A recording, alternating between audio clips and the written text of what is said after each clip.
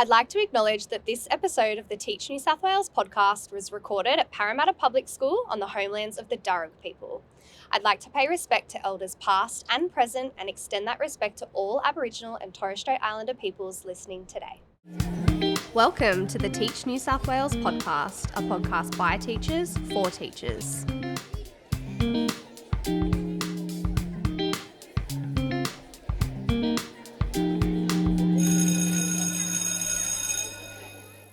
Hello, everybody, and welcome back to another episode of the Teach New South Wales podcast. It's your hosts again. I'm Siobhan, and I'm joined by Shannon. Hello. And we have a very special guest on today's couch. We'd love to welcome Krystal. Thank you. Such a pleasure to be here. Let's let our audience know a little bit about you, Krystal. So Krystal is a Principal Education Officer and Coordinator for the HALT Talent Pipeline. With over 25 years of experience in public education, Krystal's taught across a range of school contexts and moved into leadership roles, including as a principal. And you're very much an advocate for the role that professional learning plays in promoting the HALT certification so that you can help more teachers see it as a valuable and achievable pathway for growth. And so today, Krystal is here to speak with us about her journey into teaching, the pipeline of accreditation levels. So we're really going to dive into what it means to move from graduate to proficient and achieve beyond this by becoming a highly accomplished or lead teacher in that level of accreditation. So welcome again, Krystal, to the couch. Absolute pleasure. Thank you for having me. Now, we really love to welcome our guests by doing an icebreaker. And the first cav off the rank for you today, because I happen to know a little bit more about you, go-to karaoke song, Krystal. What is it? Share with us. Oh, I knew I was oversharing. Go to probably a good ABBA track. Mm-hmm. Yeah. You know how many times we've had ABBA for this question? Yeah, look, I think it's just a go-to. And I actually stayed in Waterloo last night, and there may have been some singing of the song as we skip down through the streets. That is perfect. Perfect. I love that. All right, the next one I have for you, if you could have a superpower, so it could be something literal or, you could make believe, I suppose, what would it be and why? I think I'd have like a superpower to do like a little flashback, not a flash forward. I don't Yeah. think anyone wants to kind of mess with what's coming, but it'd be nice to do like a little moment where you could jump back and rework or re-strategize or rethink or re-say something. Yeah. That's a good one. Yeah, okay. I like that one. Have you got one in mind, Siobhan? A superpower. Yeah. Look, first thing that came to mind was reading minds, but I'd rather not know. Could be dangerous. Could be dangerous. Could be dangerous. The invisibility cloak of Harry Potter, I've always thought that that's quite interesting, being able to turn invisible for a bit and be a fly on a wall in a room where nobody knows you're there. Also, probably best not to know. So That's true, actually. Yeah. I think mine would be time travel. Good one. So that I could just pop wherever I needed to be. If I wanted to be summer in Italy, I could be. And then, if I needed to be back in Sydney the next day, I could also be. It would really help with my commute, actually. I'd probably rethink my superpower Wouldn't now you it? say that. And just moving from between different times would be fabulous. Very but anyways, helpful. Wishful thinking. Now, a glimpse into your teacher bag or top drawer. So thinking about when you were in the classroom, what would be your go-to? We've sort of had ideas around a couple of snacks, maybe up there in the top drawer. What would you have? Snacks were there, but not for me, for the kids. I think that was always a staple thing. I'm like an overachieving, organised Capricorn. Okay. So back in the day, my top drawer would have looked meticulously organised with like Post-its and highlighters and all of the things. These days, I pride myself on having empty drawers, and my OneNote is my life. So there you go. it's kind of my move around with me top drawer, and everything is in it. Yeah. Are you a December Capricorn or a January Capricorn? Early Jan. Early Jan. I knew it because I'm a December Capricorn. I would never describe my top drawer as organised in that way. So I just knew. I sensed you were a January Capricorn. Yes, absolutely. Well, it's great to get to know a little bit more about you in the fun sort of sense. And I suppose now I'd really love to dive into your teaching journey, get to know a little bit more about why you came to become a teacher and the range of roles that you've sort of had over your 26-year career. It makes me feel like your nana girls talking about that. But look, I never, probably like some of my colleagues, the pathway into teaching wasn't really expected. When I think back now, in high school, I was one of those people who loved to write and chat. So I went into a communications degree, had amazing teachers that put me on that pathway. When I was in that degree, I had the opportunity to support and mentor and coach cadets in the industry. And I came to the realization that was like the best part of my job. I loved what I got out of that. And so whilst I was still in that role, I did a dip ed and then was lucky enough to get straight into teaching in Newcastle through the targeted graduate program. So jumped straight in. I'm English trained. Yeah. And within a couple of years of being at a wonderful starting point at Lambton High School in Newcastle, I had this crazy phone call from a colleague who had just moved out west to Lightning Ridge and had said, I've heard you've been sending my colleagues, my English colleagues, all of these resources and things like this. How would you feel about coming out for a year as our head teacher? And as someone who just turned 25, I was like, that sounds a little bit ludicrous. I'm good. Thank you. I'm going to stay in Lambton. And it just ate away at me. And I was like, this could be the opportunity of a lifetime. So within about 2 weeks, I was on my way to Lightning Ridge. Wow. And I have to say it was the absolute kind of game changer for me in my career. My 12 months became almost 5 years. Yeah. And We hear that a lot, actually. Yeah. People, they get a Make the little move. taste of it and they find their roots in that community. Yeah. I honestly, if I could send everyone to a school and community like I had in that experience, I would. Yeah. It was, there was nothing like it since in my career as far as the professional learning and the community across the staff and the connections we made with our families and kids was amazing. So what I took from working in that space as far as diverse communities and Aboriginal communities, but also it was where I really got an understanding of that continuum of beginning teacher to instructional leader and the absolute impact mentorship has on early career teachers. Because I went out there wide-eyed, very much an early career teacher myself. And a wonderful person had said to me in my first year of teaching, find that person who everyone goes to and get under their wing. And suddenly I was that person who people wanted to kind of jump under my wing. And I took that role so seriously. So when I went out there, it was where I just saw how important that role was and wove then, I guess, into the rest of my career, that supportive pathway for beginning teachers through instructional leadership and the importance of leadership from the classroom. So after that, there was a laundry list. I went then into a selective setting, Merewether High School in Newcastle, went to Hannah School of Performing Arts High School in Newcastle as well, went through the college structure and then also did a stint as a teacher quality advisor for a couple of years. And then went into a deputy principal and then principal path. And West Wallsend High School, my substantive school, will be almost 9 years there, deputy and then principal. So every school, I always looked, I guess, not actively looked for a role, but the opportunities that came along, that everyone was a very different context. And again, I always felt that my head teachers and deputies and principals in my life were outstanding teachers.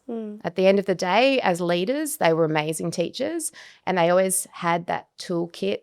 And so gaining that understanding in different contexts was really important to me. And I think, again, Capricorn, wanting to learn all the time and keep my brain busy. I really loved having that opportunity to be kind of welcomed into really different communities and then take that skill set and apply it in the next setting. Yeah, I can see from what you've sort of shared about your experiences, you very much value, reinvesting in that next generation and supporting people to give back to, our profession, our other teacher colleagues and sharing amongst one another, but then also in turn that supports with our students in our classrooms. In particular, can you think of something that sort of instilled that passion for teacher development in you, I guess, for you to be able to carry that forward? Yeah, look, I think it really started early in my career, simply returning the generosity that I felt I was given. When my first school was, I was the youngest teacher by far, the first grad in many years. I walked into an incredibly experienced staff room. And rather than that who's this young person coming in? And it was, how can we help? What do you need? Come into our room. Here are the resources. We'll come and share your space. We're opening our doors. And I was really blessed to have that. I guess more recently, as a senior executive, I noticed a very different generation of teachers coming through. And those sometimes coming into my school would talk about, we don't have this home base if we're temporary or casual. We don't feel like we've got that go-to person. We're floating. And because of that, I think when there's not an anchor or support, they lose that kind of sense of connection as a teacher. And so at my most recent school, I really am so proud of our instructional leadership and our support of casuals and temporaries and beginning teachers, because you see such a distinct change in practice when someone feels a connection to another teacher. Yeah. And they give them that mentorship and guidance. And then that makes them feel like they belong to that school and those kids and that community. I've really loved that we've opened the doors and tried to share that concept of, no, we're all public schools, we're all a community. And we've really tried to open the doors to, people coming in for professional learning or being able to do their accreditation work or anything like that. And I've seen that naturally extend across so many schools in the last few years. Absolutely. And I know obviously now you're working in the HALT space, the highly accomplished lead teacher space. Can you tell us a little bit about how you've supported pre-service teachers or early career from graduate to proficient? Yeah, absolutely. As I was just, I guess, foreshadowing, there's no more critical time than that first 12 months, even the first term in the classroom. And you talk to new teachers, whether they're highly experienced and coming back to the classroom, or they're found teaching later in their career, or they're straight out of uni into the classroom. It's such a different experience depending on the context they walk into and the person they find to kind of get under that wing of. So, certainly I guess in the last decade, there's been such a big focus, and across a very complex time, which was COVID, those few years, just making sure that there's a structured program, a contact point, mentorship availability, making really smart choices around funding and making teachers a part of that conversation. What do they need? The accreditation process is just that. It is an end point. It's just a reflection of practice to tick those boxes to say that's where you're at. And I think early career teachers can get into, those first few years, I've got to get the accreditation done. And it's been a big push in my context to really focus on the accreditation will come when the practice is there. So the focus just should be on, let's just kind of saturate you with great teaching experiences and making sure that we're understanding, like we do for our kids, that we differentiate the support and we personalize the support based on where someone's at. Yeah. And so I, like many of my colleagues, have used flexible funding to put mentors in place or instructional leaders who are connected with beginning teachers, to put those kind of supports in. And again, where it's not happening, just strongly encourage any school where they can to make sure they're absorbing our casual beginning teachers, our pre-service teachers from the moment they connect with your school, keeping that connection with them and making them feel like they're part of the school community. Yeah, because they are. They absolutely are. Absolutely. Yeah. So we've referenced, I suppose, the Australian professional standards for teachers in the way we were just talking about graduate through to proficient. And we've also talked a lot about HALT. Yeah. What's HALT? For those listening at home who may not have heard of it or have heard it floating around the staff room, for example, let's unpack it a little bit for people listening. Absolutely. Essentially, our Australian Professional Teaching Standards, which come from AITSL, and they are a national framework. In New South Wales, our authority is NESA, and so they drive those standards and how we maintain our practice. They're essentially our job role. It is what we do. Our 37 descriptors underpin the practice that should be happening in the classroom. As graduates, pre-service teachers, they are our graduate standards. And as our graduates start moving into internship and they get their approval to teach, they are then working towards proficient standards provisionally or conditionally until they put in their portfolio of evidence and are officially declared proficient. Most of us, including myself right now, whatever our role is in a school, most of us are proficient. What we do have, though, is a framework that is a continuum. So we have our graduate, our proficient, highly accomplished, and lead descriptors. And highly accomplished and lead descriptors start to elevate that continuum, to recognise that at highly accomplished, we have experience and expertise and we're collaborating. We are the mentors and we're supporting. And then when we work to our lead space, not to be confused with leadership as far as an executive role, it's leadership from the classroom.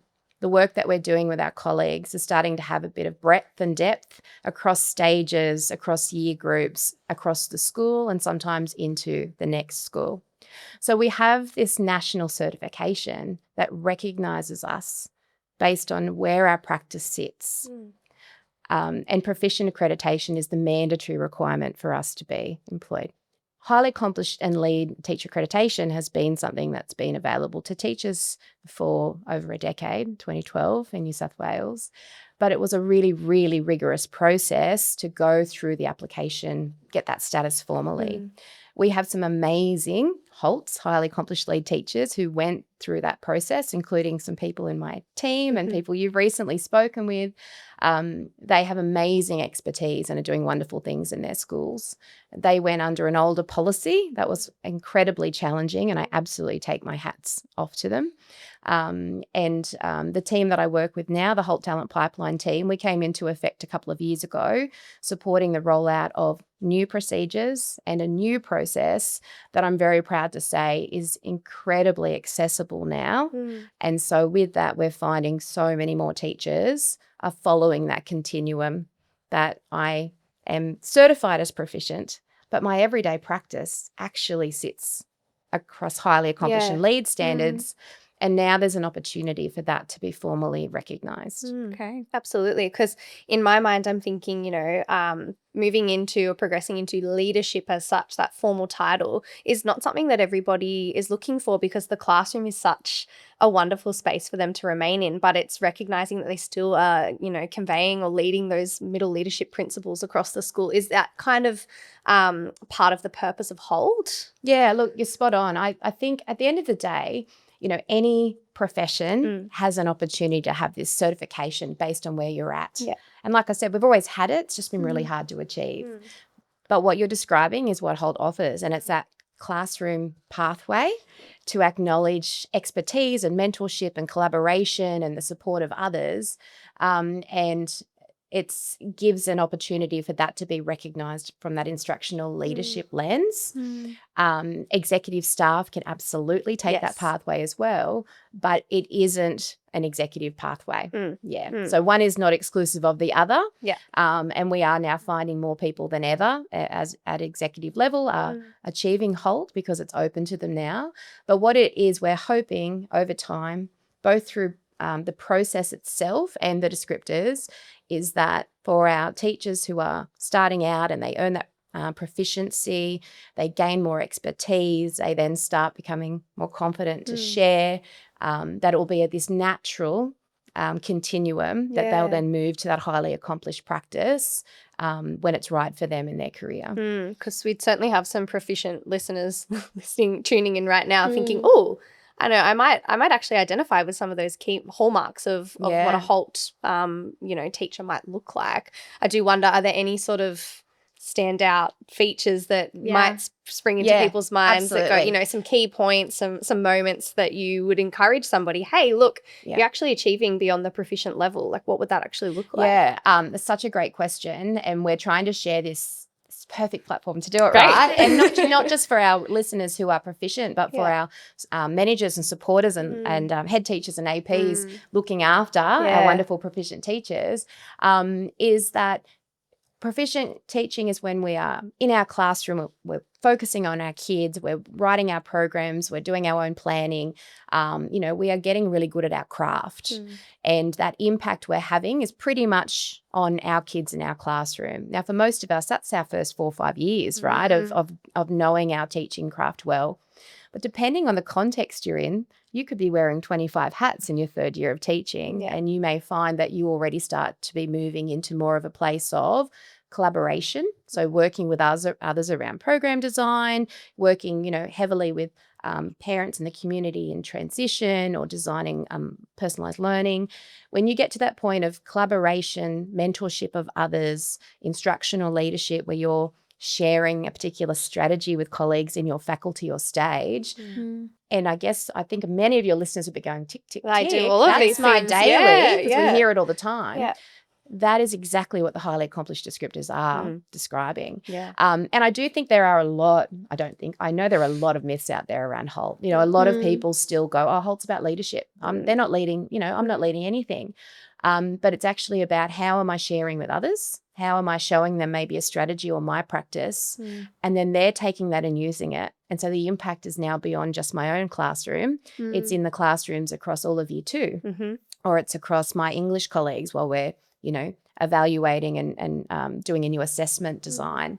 So that's highly accomplished practice. And then when you get to that stage where that's having impact, it might be a whole literacy strategy. It might be that you're someone working on a team rolling out explicit teaching or inclusive education strategies that might be new to your school, HBGE or Aboriginal education, all of those things. When there starts to be impact across maybe a couple of stages and as a larger group of teachers, you might be sharing professional learning, you might be supporting 3 or 4 new teachers or beginning teachers to your school.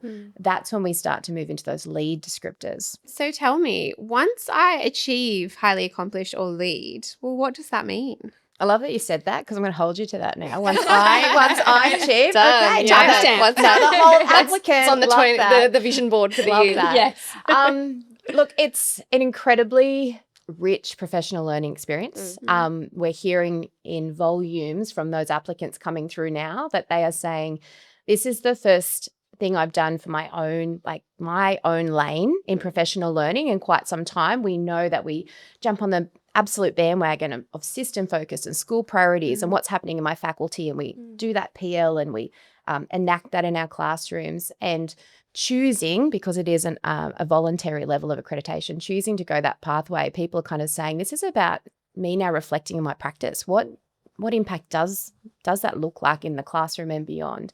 And so when they are getting this level of certification, it does mean that they're nationally recognised as a whole. We don't have many things in teaching that says national level of certification. You join a very cool community of HALTs in New South Wales, but also across the country. And that is recognised from state to state. So there's lovely flexibility there for people's career choices. But there's also remuneration that comes with it. And I think that's like a nuts and bolts aspect that's really important to recognise. So in our award, above our top step 7, which is the highest step we can be on as experienced classroom teachers, there is a step for highly accomplished and lead teacher remuneration, and it's the same. And it sits about almost halfway to an AP or head teacher pathway. And how fabulous is that? Like really, we're actually acknowledging amazing expertise from the classroom. Yeah. And so we are finding now that the new process being more accessible and more supports being there for teachers to choose that accreditation pathway, there's a real sense of well-being and feeling valued and recognised for the amazing work that they're doing every day for their young people and with their colleagues. And I just think that is such an amazing good news story for public education. Absolutely. And what does it actually look like? Because I'm just thinking back to when I became proficient. I remember putting together, a portfolio of evidence, drawing samples that you kind of, spoke to the standards, and I was annotating them and, justifying why they're great pieces of evidence and the impact that they had. What a good one looks like. Yeah. What does the whole process look like? It looks like everything you just described. Okay, great. So the new policy is about a much more organic continuum from I went through proficient. This is how I used ETAMS. I gathered my evidence. I did a narrative around my impact. So the process is very, very similar. So you find evidence items that align to 20 descriptors. Under the old policy, you had to hit all 37. Okay. Wow. So there are 20 descriptors, 14 of those are mandatory. So everybody, it's kind of the 101 of teaching. But then you also get to select 6 that are really reflective of your context and your role. And so you pull those items together, you reflect on them, and they need to show evidence of what my practice looked like, but also what is my impact. Yeah, okay. Yeah. And my impact not on just young people, which we know is the focus at proficient level. The difference is the impact also on my colleagues. Okay. Right. Yeah, Yeah. absolutely. And I think that's the magic, right? Yeah. Because we're hoping then that it's this natural, it's the highly accomplished and lead teachers that are offering the support to the proficient. Yeah. And then over time we get this lovely cycle of people moving through those stages if that's their choice too. Absolutely. So say I was, rolling out the professional learning for my colleagues to help them better understand one of the domains of high potential and gifted education. Would my HALT evidence stem from that? Plus, could I bring in some classroom practice, or is there meant to be a theme or a focus? That's a great question. Yeah. So in a nutshell, there are 2 modules. Yep. So module 1 is against 10 descriptors. Then there's a site visit. Someone comes and spends a day with you in your school to really fill those gaps and gain a sense of your practice in context, which I think is a fantastic opportunity. And then you do another module against 10 descriptors. And so each of those descriptors, like in your proficient portfolio, you align to a theme with an evidence set. Okay. So what you're describing there, you might have a wonderful set against 2 descriptors around that HPGE focus that you've led, and then you might have another set that's 4 descriptors that's very much around collaborative program design and maybe a new assessment task that was rolled out and how that impacted the achievement and maybe even just access to learning for those young people in front of you. So the evidence sets can reflect all different aspects of your teaching aligned to the descriptors. And that, like I said, that site visit then also gives that additional layer. And the assessor also speaks to your principal to, again, get that understanding of what your practice looks like in your day-to-day. Yeah, wow. Wonderful. I imagine in your role now, you have the opportunity to support a number of teachers, working towards achieving their HALT. What's something from that work that continues to inspire you about the profession? Yeah. Oh, how long have you got? Well, that's the point, right? Yeah, that's the point. I guess what I have always said, working in public education every single day in diverse contexts has always been about the little humans on the other side of our work. No matter how, tricky our days get or complex or hard conversations, when you have those humans on the other side of it, that's your purpose. I think now I have the privilege of supporting our big humans to make sure they've got what they need to put that back in their schools and classrooms. And very, very wise person I work with, and she'll know exactly who she is when she hears this. When I stepped out of my school to come and do this role, it was supposed to be for a very short amount of time. And she said to me, system work is addictive. And by that, she meant that impact across schools and communities is really motivating. And so working with teachers in our roles the way we do right across the state, from Lightning Ridge to, Parramatta, is kind of now that motivation. And so last year, our very tiny team of 4, we delivered sessions and support and workshops to over 8,000 teachers and leaders. And the year before that, we could barely get anyone to answer an email about HALT. Like, it really was one of those things that's been kind of quite dormant, the interest in it now that the process has opened, but also because the supports have evolved. And I really have to say, when I opened that new policy at the end of 24 and I was sitting in my office in my school and I looked at it and I read it like 3 times because I thought this is going to be a game changer. So you're sitting in your office, you've reread the new policy 3 times now. Pick out for me. More than 3. More than 3. She's across it. We can summarize it together. What are the key things sticking out for you? Those key changes that you're like, okay, wow, this is really going to make a difference. Yeah. I think when I read it, I didn't realize the impact of a couple of new changes, but now I'm seeing them in action. There are a couple of game changer moments with the policy. One of them is the different types of evidence. So I mentioned that you can have evidence from 5 years, and that's actually always been the case, but not heavily promoted. So you can have evidence across those diverse contexts and roles, but you can now have evidence that has been created, I say with a friend, but with a colleague. So because we operate as, as creatures of working together, we're collaborating, we're working on projects, we're designing programs, we're team teaching. When you have developed something or you've worked on a strategy or initiative with a colleague or colleagues, you can now form an evidence set together and submit identical evidence for up to 10 descriptors, Wow. which is half your application. Yeah. And so for those people who are thinking, oh, I'm not sure if this is something, you know, I want to do solo, or I'd love someone else to be considering this with me, that has been a huge motivator. And we're seeing people who have, you know, these are initiatives that are already sitting in our school our school excellence plans. They're initiatives that we've already shared as part of our external validation processes. And so we're actually saying to teachers, have a look at when you did that literacy strategy or that explicit teaching strategy or that personalised learning work that you did, who did you work with? If you do HALT together, they can submit that together. One, it just makes sense. It's one of those common sense changes, but it's also saved a lot of time when colleagues have worked together like that. And people have loved, again, the collaboration as part of that process. Another really big change has been the introduction of what are called NSW recognised programs, or NRPs. And that's when a piece of professional learning that the department has created can go through a process with NSW to have the professional learning endorsed to say, if you engage in this professional learning over the time frame, which is at least 6 months, and you are demonstrating against those 10 descriptors as part of your professional learning, you will be assessed to have completed up to half of your HALT accreditation. Right. Those 10 descriptors you don't have to redo.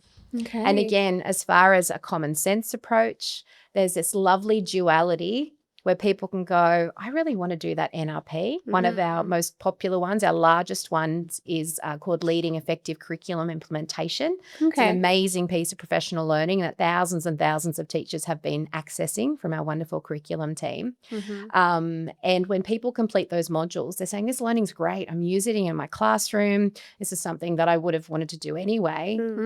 As part of that, they're already completing, and when they successfully finish, 10 descriptors.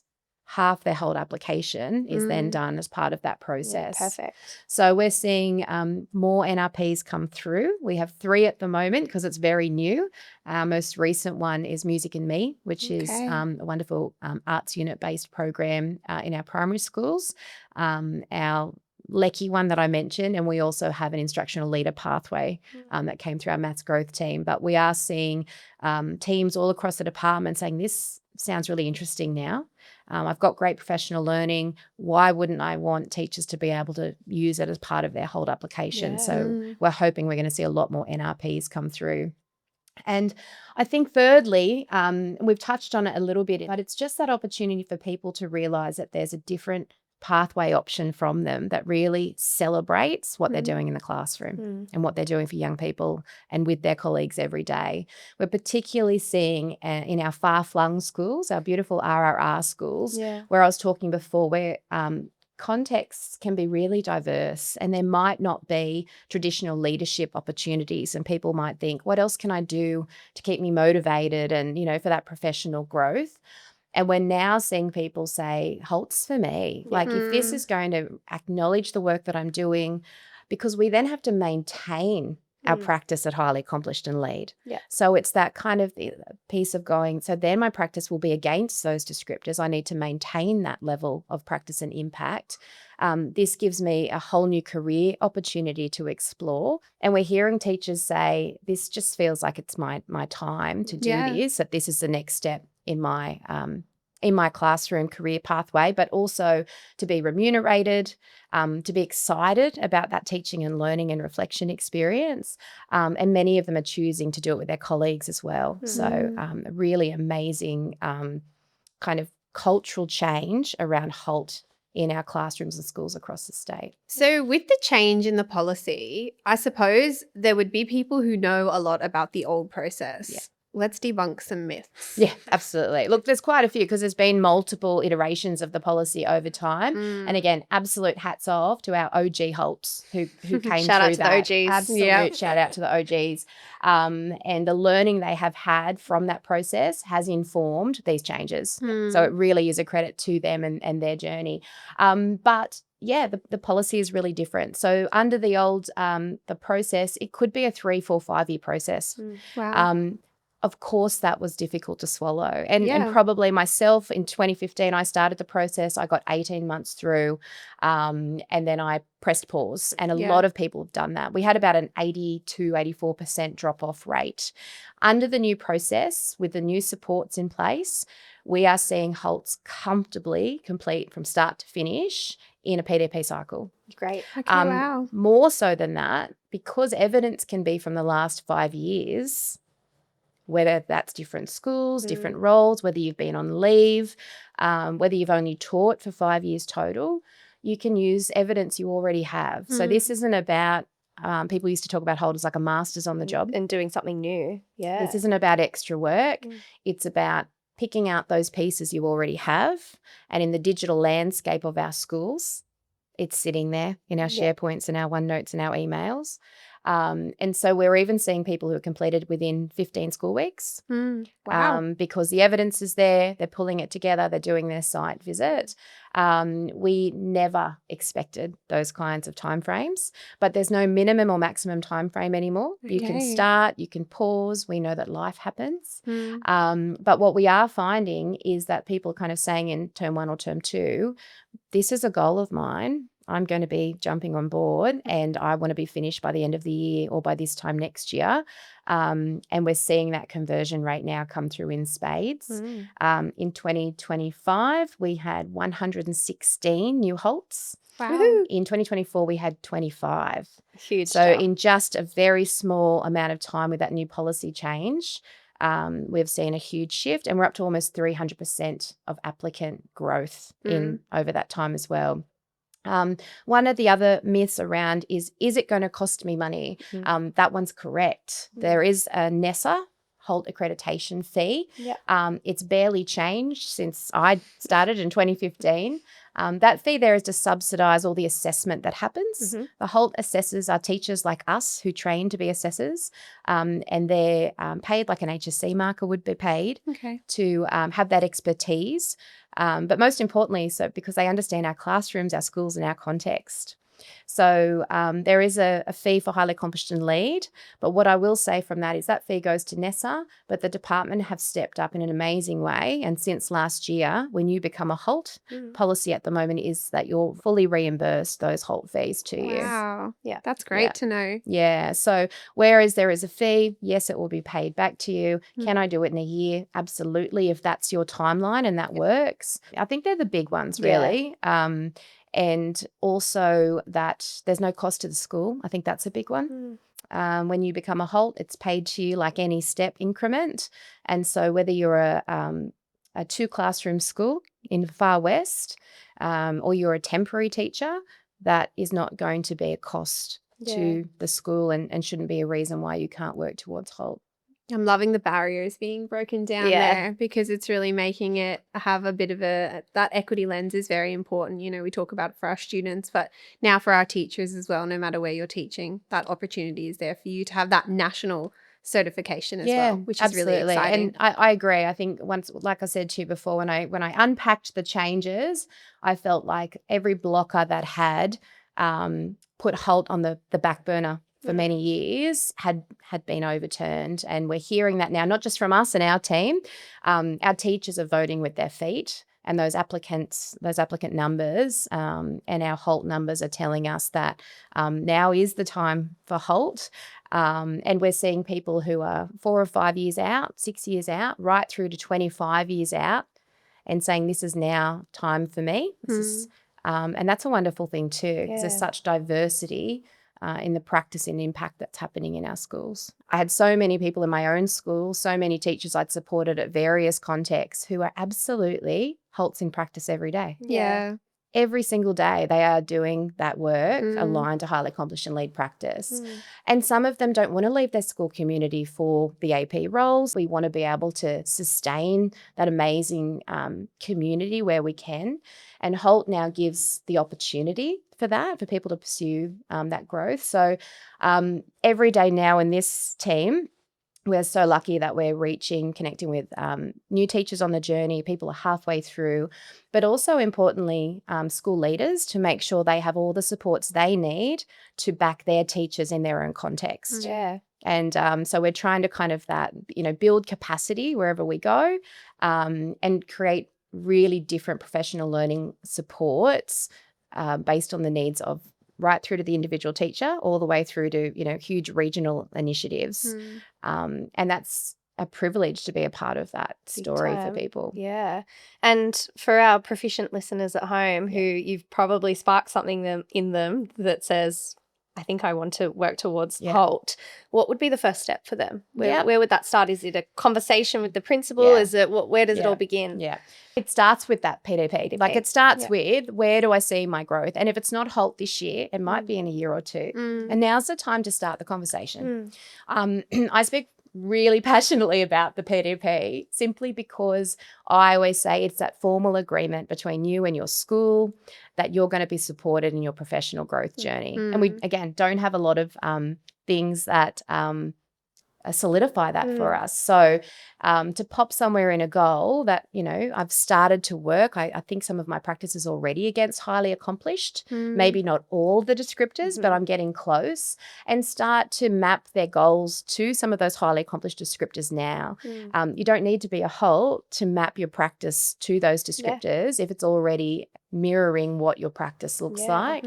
So identify that, conversations, and then find potentially that go-to person in your school who might have some understanding, or join our HALT Hub. Great. Where's that? So you'll find the link. If you look for HALT on the department's website, you will find a connection to us. And our HALT Hub now has almost 4,000 members. Wow. And so it's where you will find hundreds of amazing HALTs who are mentoring. You'll find school leaders who are getting information and supports for their schools, but also now, very proud to say, over 1,000 active HALT applicants who are in the process, and about 2,000 people who have started the process but haven't yet paid their first part of the fee to start the application. So joining our hub means you become part of that HALT community, and whether you're the only person in your school, whether you're a tiny school, a huge school, or you want to do this, tap someone on the shoulder and do it together, we will make sure that we give you the PL and the resources that you need. I can imagine adding it as part of your PDP, you can see where you are at and where you need to be as well, because like you were saying, you might be working towards or at highly accomplished already, but remain proficient in some. So it's a really great process to sort of actively reflect on where am I at and what might I need to do to be able to get there. And start the conversation as well with your supervisor. Yeah. It's important. Yeah. And look, for a lot of us, again, we haven't talked about highly accomplished and lead descriptors for a while. And so it's just great practice to understand what could that next step look like. Or just as a starting point, to be recognised for that practice and actually say, I can see myself in these descriptors. Like I'm working at this highly accomplished level. And like you mentioned, we all work against some of, some proficient, we're always engaging in new learning. That's proficient. When we're supporting someone else with learning, we're at highly accomplished. And when we're maybe running something or supporting something at school level, we're tapping into leads. So we have people right across that framework. Absolutely. And what about, what would you say to those who might not see themselves at a HALT yet, but are passionate about getting there? What piece of advice would you give to them to be able to make that journey? Look, it's about a reflection on the practice that you're doing.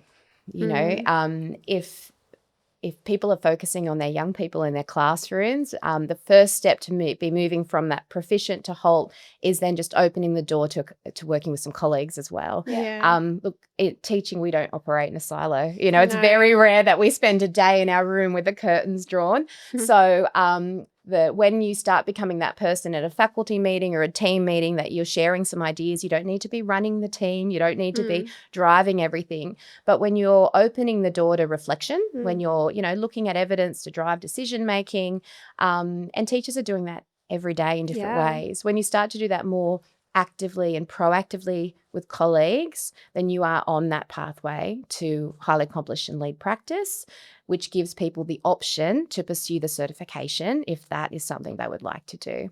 So for those schools that do have, HALTs established within their school communities, what is the actual impact that you are seeing for those who have invested in the process? What does it look like on the ground? What immediate impact is it having? I think, as I was mentioning before, HALT as certification is just that. It's kind of just acknowledging. For many of our schools, this highly accomplished and lead practice has already been happening. And so we can see that. So when we're talking about those teachers who are getting that recognition and that HALT status through the certification process, the kinds of things they're doing are, they're evaluative educators. They're looking at evidence, they're looking at data, they're applying that to their own classrooms, but they're sharing it with the classroom next door.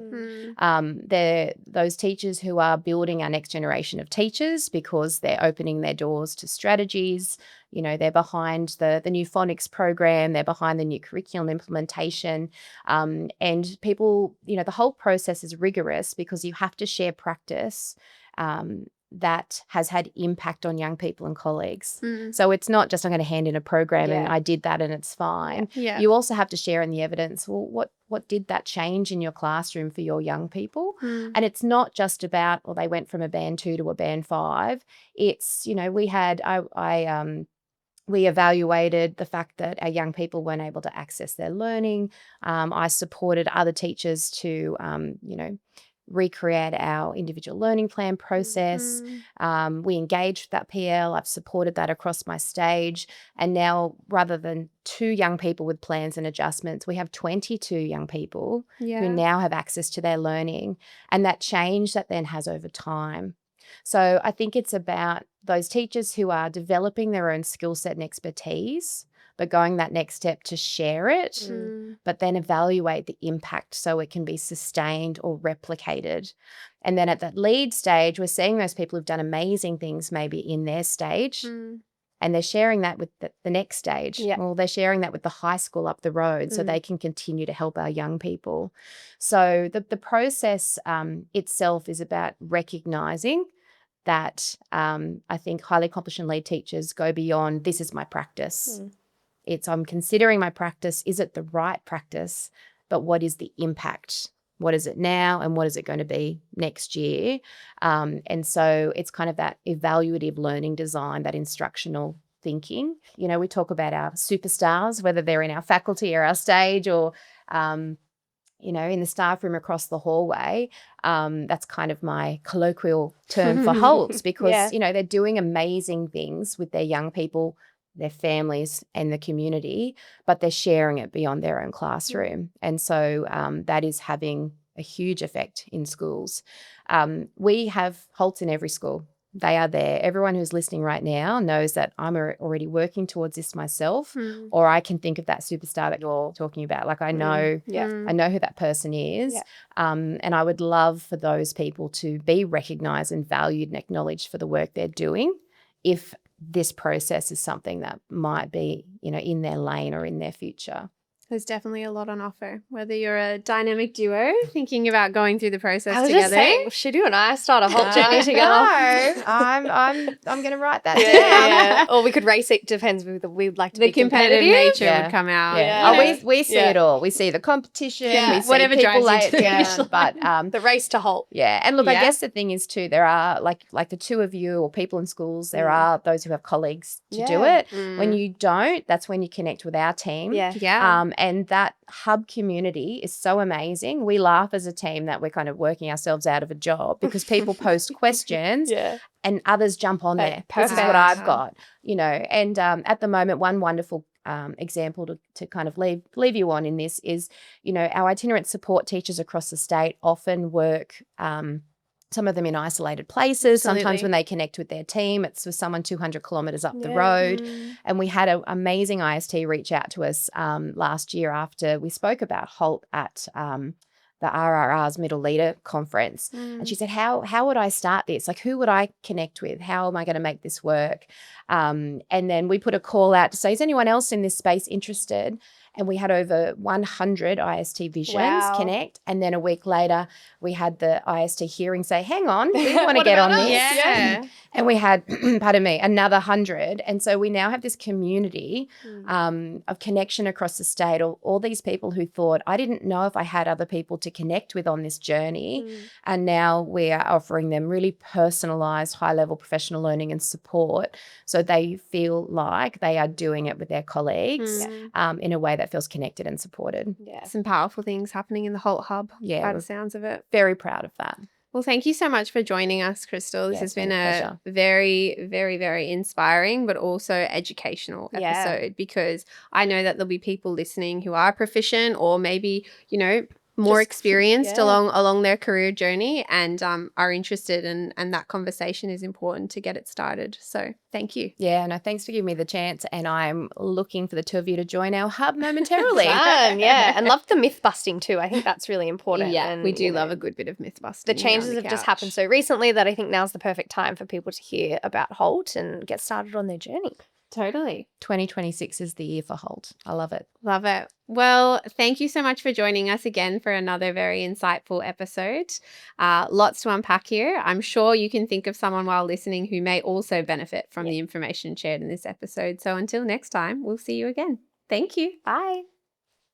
Thank you for tuning in to the Teach New South Wales podcast, where we explore the dynamic world of education. Don't forget to follow, like, and subscribe to be notified when new episodes become available. You can find us on social media via our handle @Teach New South Wales. Until next time, keep learning, keep teaching, and keep making a difference. This podcast is produced by the Teach New South Wales team from the New South Wales Department of Education.